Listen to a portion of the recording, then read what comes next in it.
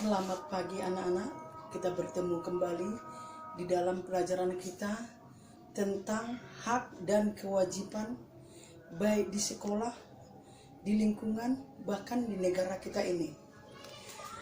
Anak-anak yang terkasih, 2 hari yang lalu kita mendengarkan ada pesawat yang jatuh di Kepulauan Seribu.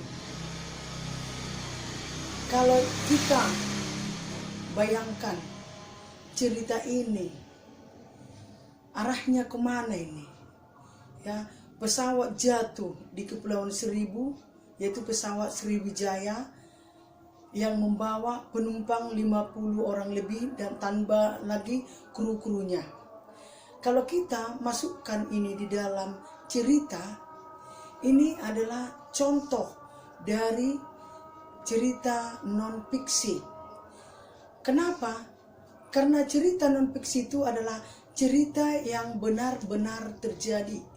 Bukan cerita hayalan atau fiksi.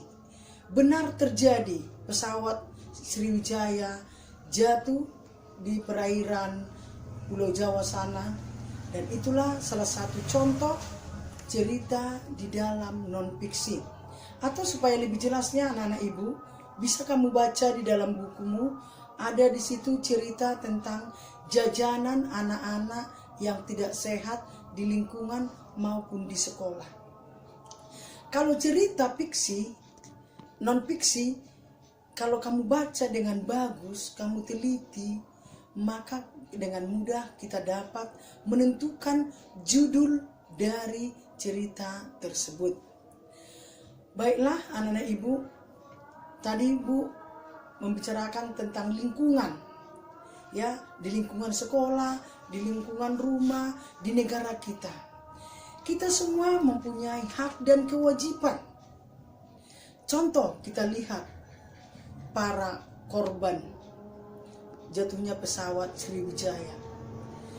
Mereka sebelum terbang memberikan kewajibannya, yaitu membeli tiket dengan memberikan nama yang lengkap dan biodatanya yang lengkap. Tidak disangka-sangka pesawat mereka jatuh, maka mereka juga mempunyai hak untuk dicari sampai dapat, ya, dievakuasi apabila sudah dapat bangkainya. Jadi kita baik di mana-mana pun kita memberikan hak dan kewajiban. Sebagai kami orang tua di rumah, kami mempunyai kewajiban memenuhi kebutuhan anak-anak di rumah kami.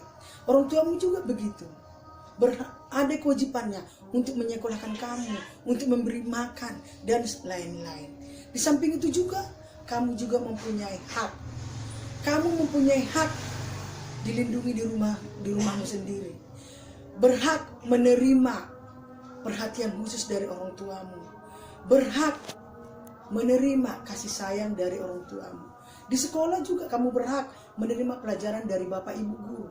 Di negara kita ini, kita berhak menerima perlindungan dari pemerintah.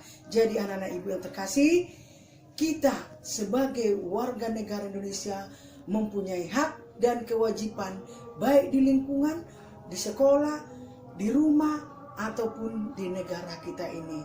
Demikian, terima kasih.